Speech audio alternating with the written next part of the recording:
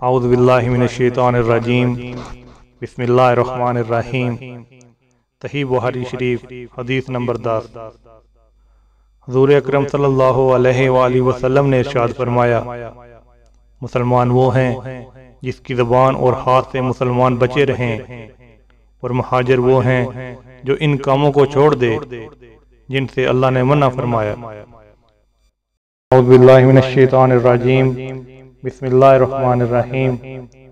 صحیح بخاری شریف حدیث نمبر 11۔